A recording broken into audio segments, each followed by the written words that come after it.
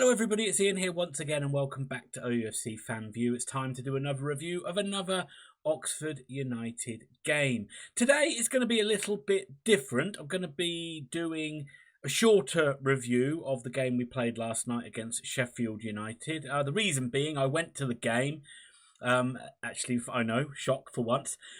So I didn't really take any notes. I was there in person. So it's just going to be more of a kind of reflective view of the match last night and a bit of an overview, kind of your final thoughts segments of my usual longer version of my review video. So I hope that's okay. Maybe a lot of you will prefer it. And if you do, maybe that's something I'll do from now on. But let's get back to the matter at hand. Oxford played Sheffield United last night and Oxford were outclassed and out of their depth by the Sheffield United side, who are quite rightly flying high at the top of the table. It was a Sheffield United side that, did they even get into second gear?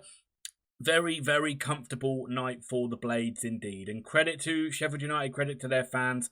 Despite all that, I still did enjoy the atmosphere, I still did enjoy the ground. It still was nice to go and watch Oxford play against the Sheffield United side. But it was pretty bruising on the scoreline, and it could have been worse. It finished Sheffield United 3, Oxford United 0. So please hit like if you do enjoy the video, and if you do enjoy the content in general, then please hit that subscribe button. But let's go into my overall thoughts of the game. And just when you looked at the team sheet before the game, when they read it out before the match, it's just that forward line once again of Sheffield United, which just made it just feel like such a daunting task that Oxford United had ahead of themselves. And you've got the likes of Callum O'Hare, Rak-Sakyi, Tyreece, Campbell.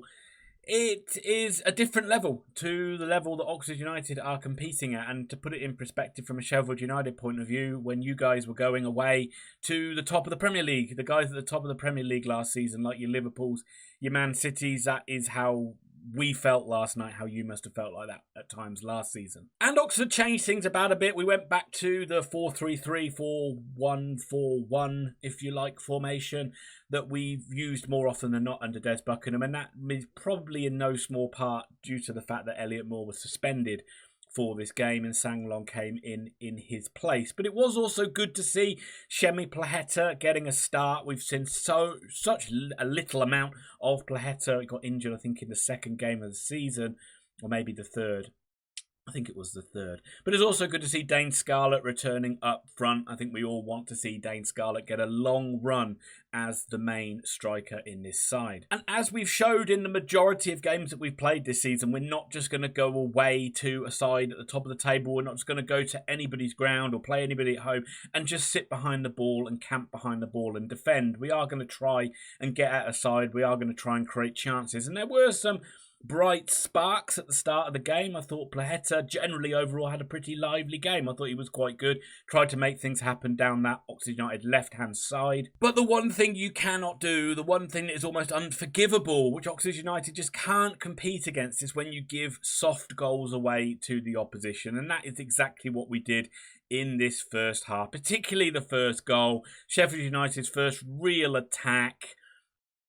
Maybe they did have one before that, but it was only after 10 minutes of the game. The first chance they have a chance to lob a long ball into the box, and Oxford just don't deal with it very well. The huge monster of a man, Harry Suter, up from the back, got his head on a long throwing into the box. Oxford don't pick up the second ball, which falls out to the wing, and Sheffield United can just play an easy ball back across the 6-yard box. It might have even been going in itself, but it was tapped in by Callum O'Hare, and Sheffield United had an easy start to the game after 10 minutes getting the lead. Oxford United's defending. Where was the defending on this one? Usually we've been pretty tight and pretty solid from set plays, but not on this occasion. It was very slack, very easy, and straight away we've just given ourselves a mountain to climb. But once again, Oxford did settle back into the game quite well, actually, and I thought we played some okay football between the period of Sheffield United's first goal and Sheffield United's second goal. We rarely, if at all, threatened Cooper's goal, but at least we were trying to do something which was encouraging to see. And again, Sheffield United playing well within themselves. They weren't really... He felt they had so many gears to go up, but Oxford were doing all right at this stage of the game. But again, second goal, we just gifted it really to Sheffield United. Oxford trying to pass it out from the back. I think it's Ruben Rodriguez trying to play a far too elaborate back heel in his own half, the sort of thing you'd want to see him try when he's like 30 or 40 yards up the pitch, but he's tried it deep in Oxford's half. I think it was Kieran Brown had run beyond the play as well, so he was at a position when we lost the ball, and it just made it very easy for Sheffield United to pick us off. It was a through ball to Tyreece Campbell.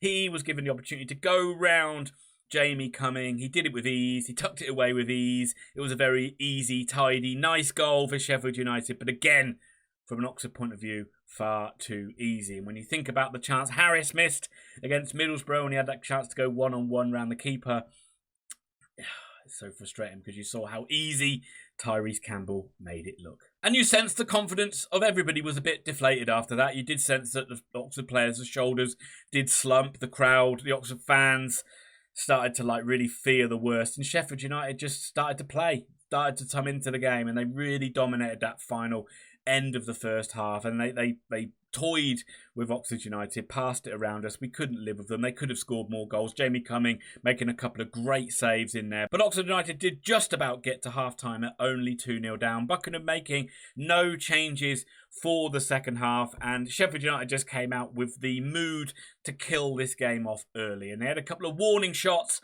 before they finally got that third goal. And it was, again, pretty much Sheffield United toying with this Oxford United back line. But this was undoubtedly the goal of the game. The movement and the passing of the midfield players was fantastic.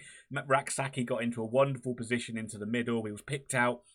He turned into acres of space. He finished beautifully. And it was a wonderful team goal. And that really epitomised the quality of this Sheffield United side. And once again, just how easy they made it look and how easy this game was for them. And once again, you were left thinking that this could be 5-6-0 and it was going to be even worse. And thankfully it wasn't.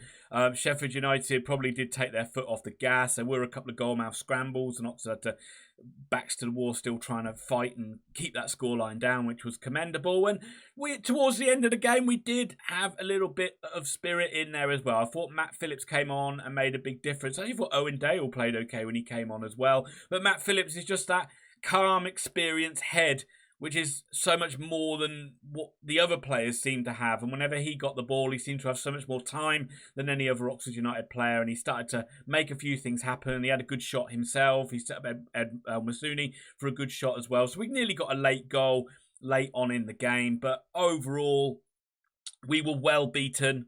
It's very, I can't say disappointing. It just feels very deflating, especially coming off the back of that Middlesbrough game.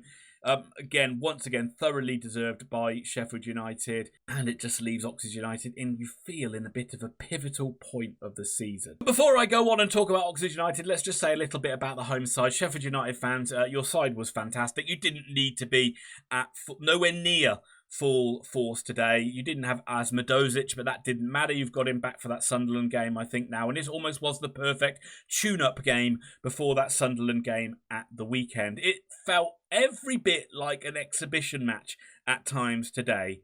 Like a warm-up game, if you like. Sheffield United players strolling around the pitch, very, very comfortable. Every time they had a throw-in or a free kick and they got the chance to go over to the fans, it was very, very calm and nice and polite. Claps to the fans, and it was such a comfortable evening for you guys. I would be very surprised if you have a more comfortable home game than that this season. But I will just say once again, just remember, this is what it was like for you guys when you went away to some of those big boys in the Premier League, and that is definitely what it felt like for us last night when we saw that golf in class. But nothing but respect for what Christy Wilder's doing at Sheffield United. Great club. I wish you all the best, and good luck for the rest of the season. And maybe it'll be a different story when you come to Fortress Kassam. And that brings me on to Oxford United. And what can you say, really? These last two games have just been the epitome of everything we thought might happen in this championship season. That there'd be a huge golfing class and we'd struggle to cope with that golfing class. And bear in mind, these are two of the very best championship sides that we've played. Maybe not even the case with Middlesbrough, but certainly the case with Sheffield United, who are a side coming out of the Premier League. And that forward line is outstanding. But that is the Championship. That is the top end of the Championship, and that's a level that feels and is worlds away from where we are at the moment. And you almost just have to take these games as a bit of a free hit, as disappointing as they are when you're in them, and as almost a bit humiliating as they are when you're in them. You have to realise that we've got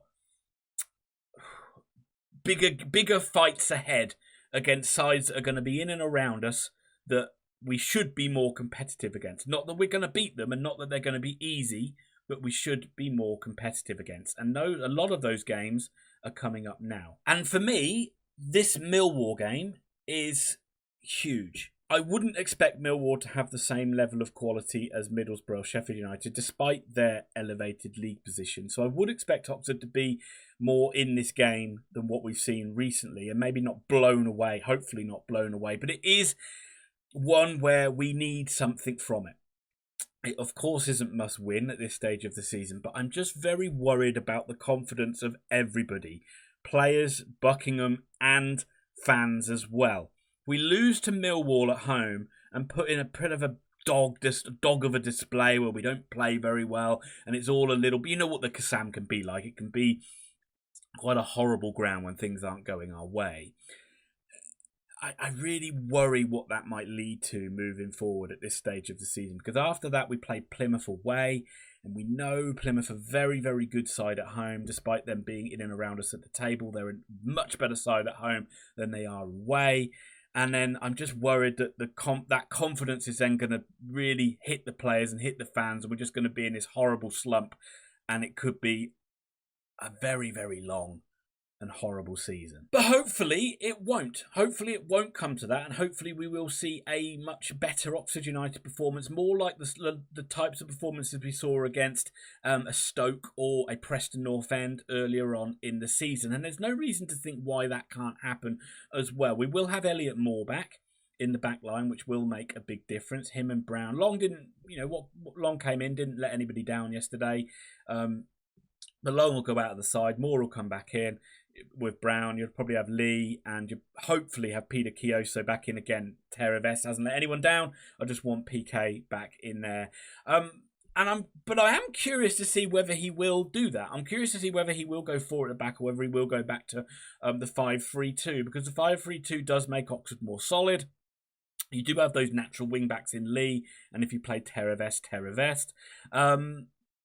And just while you've still got Plaheta and you've still got Phillips getting back up to full fitness, maybe again they can be used late on in the game to just give us a little bit of punch if we need it late on. But I do feel that Buckingham will go back to 4 at the back and play that 4-1-4-1, 4-3-3, because that is his preferred formation for this Oxford United lineup. But I really hope that Goodrum gets a go in the middle. I really think that could be a massive difference, because he's a little bit wasted for me out on the wing, and I know we haven't quite got wingers up to speed, but we do have Plaheta, and I thought he looked pretty lively. I'm waiting to see this electric pace from Plaheta that we've been promised, but at least he showed intent to try and get down the wing and put crosses into the box, which was good to see. I hope Matt Phillips starts against Millwall, because, again, as I said earlier on, I thought he's just a level of calm for Oxford United. He's a good target man as well. He holds the ball up really well and brings others into the game. And that's an important thing that's been missing from an Oxford United side for quite a while. But you could also play Owen Dale. And Owen Dale's been a bit out of favour, and I've been iffy on him. But I thought he played quite well. And he looked quite lively at the end of that Sheffield United game. So maybe we've been a bit too quick to write him off. And I'd probably like to see Will Vauxhall as the holding midfield player, and then have Brannigan and Goodrum in the advanced midfield roles. That would be perfect for me, with Phillips and Plaheta on the wings and Scarlett up front. That's what I hope Oxford go with, but whether they will or not, I don't know. But I'm just going to end this on the final thing I'm going to end it in. I was disappointed with the Oxford United fans yesterday. Yes, the Oxford United fans really pissed me off in the end of that second half. We're losing to Sheffield United away. There's no need to start singing derogatory songs about the team. There's no need to sing things like, we've got the ball, we've lost the ball, we've had a shot. There's no things like, how shit must Sheffield United be because it's only 3-0. Why are we singing these things about an Oxford United side that is not even in the relegation zone of the Championship, after 17 games of the season. This is the sort of thing you'd expect when a side's rock bottom, end of the season, and everybody's just got that gallows humour. I get that gallows humour comes in and it was a tough evening, and, you know, you're just kind of having a laugh with your mates and stuff like that. But the players don't need that, and Oxford fans don't need that. We need massive positivity coming from that away end, like what we saw against Watford and like what we've seen from most Oxford United away fans. I was a little bit disappointed with some of those chants that we've heard. You're better than that, Oxford United fans. We can do better than that. And we've got a huge month coming up now, and we need everybody singing on that same hymn sheet. And this is just a lazy guy sitting in his armchair. So, you know, I guess the irony of that is not lost on me. I know. The Kassam Stadium back to being a formidable atmosphere is going to be key. And if we can get a win against Millwall, that confidence will bleed back into the players and will be huge as we try to get this season back on track and get some wins on board, because we're still not in a terrible position by any stretch of the imagination. This is kind of where we thought we might be, and it's where we are. But it isn't easy, and it's not going to be easy for the rest of the season. It's going to be a battle, it's going to be a scramble, and Oxford United fans turning on the players is not going to help. A couple of other things to end on as well. I'm just going to say there was a chap I was stood next to in the ground, and we were chatting a little bit, and one of the interesting things he said was about managers, and because there was one person saying that, talking about Buckingham being a bit out of his depth, and the guy said, well, if you put Chris Wilder in charge of this Oxford side, would he be able to pick a team that would be able to beat this Sheffield United side? And I think that's a very good point, because the answer is probably no. But I would be curious to see what Chrissy Wilder would do. And thank you to the fans I met yesterday. 2 people came and said hello to me. Robert, who I met just as I came into the ground, who put me to shame because you live in Yorkshire as well and you go to every home game. That made me feel a little bit lazy, but lovely to meet you. And the young man who came up to me and actually took a photo with me. What the heck is going on? Do you think I'm a celebrity or something? But thank you. No, that is wonderful. Thank you Thank you for the support on the channel. I did ask you to leave comments below on this video, so I'll be very curious to see if you do. But it really did mean the world to me. Thank you very much to everybody that supports these videos. Hit the like, hit subscribe. It's a tough time, Oxford fans, but we can get through it. Bye for now.